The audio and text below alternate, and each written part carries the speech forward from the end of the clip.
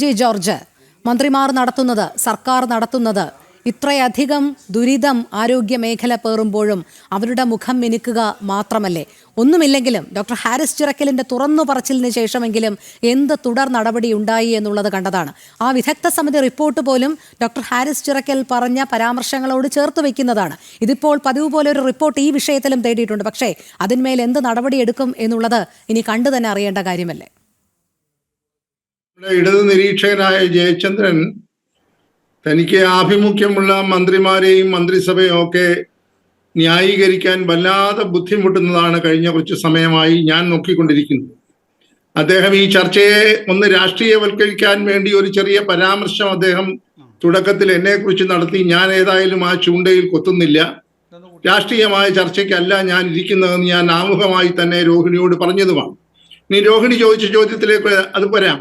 രോഹിണി, ഇന്ന് യഥാർത്ഥത്തിൽ രാവിലെ ഈ രണ്ട് മന്ത്രിമാർ മത്സര ബുദ്ധിയോടുകൂടി അവരുടെ മുഖം രക്ഷിക്കാനായി അവിടെ പറഞ്ഞ കാര്യങ്ങൾ മുഴുവൻ പച്ച നുണയായിരുന്നു എന്നല്ലേ ഇപ്പോൾ കൂടുതലായിട്ടുള്ള വെളിപ്പെടുത്തലിൽ നിന്ന് നമ്മൾ മനസ്സിലാക്കിക്കൊണ്ടിരിക്കുന്നത്.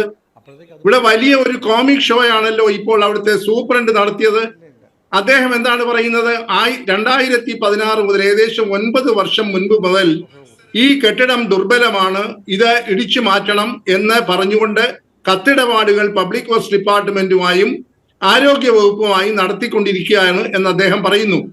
എന്നാൽ അദ്ദേഹം ഈ കെട്ടിടത്തിന്റെ ഉപയോഗം ഇപ്പോഴും തുടർന്നു കൊണ്ടിരിക്കുകയായിരുന്നുവെന്ന് പറയാതെ പറയുകയും ചെയ്തിരിക്കുമ്പോഴാണ് ഈ മന്ത്രിമാർ രാവിലെ നടത്തിയ പ്രസ്താവനകൾ പച്ച കള്ളമായിരുന്നു എന്ന് ആവർത്തിച്ച് ബോധ്യമാകുന്നത്.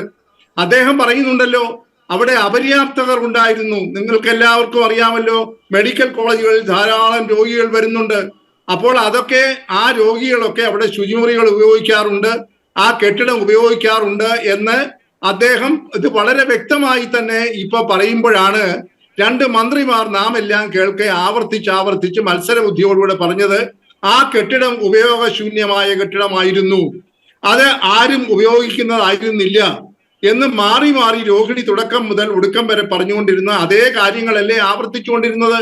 അപ്പോൾ ഇവിടുത്തെ ഒരു തികഞ്ഞ വൈരുദ്ധ്യമല്ലേ കാണുന്നത്?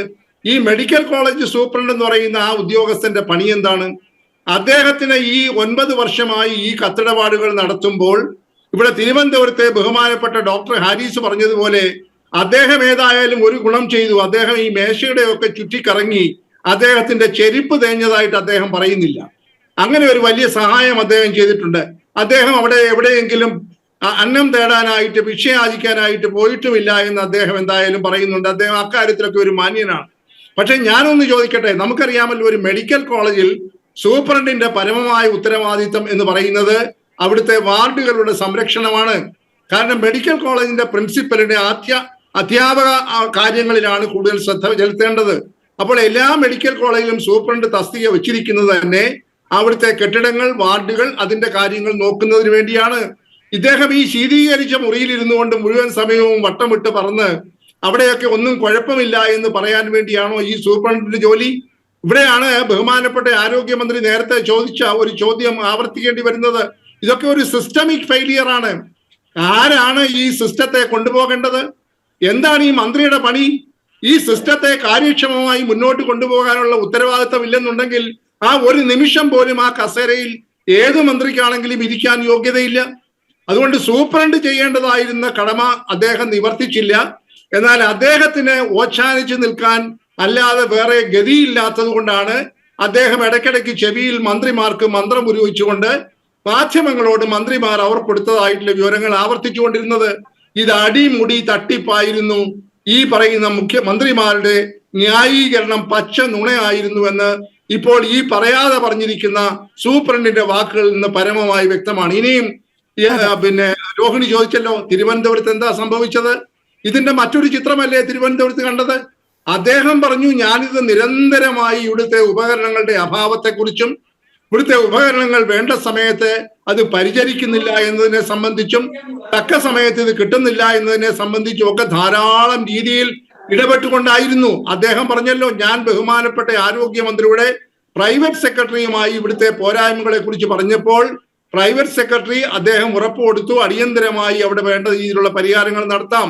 അത് 2 വർഷത്തിലേറെയായി, ഒന്നും സംഭവിച്ചില്ല.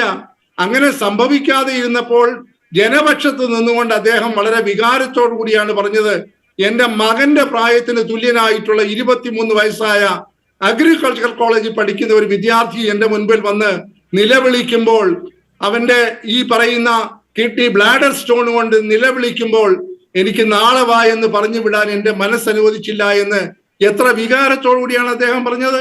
കാരണം അന്ന് നിശ്ചയിച്ചിരുന്ന ആ പയ്യന്റെ ഓപ്പറേഷൻ നടത്താനായി കഴിഞ്ഞില്ല.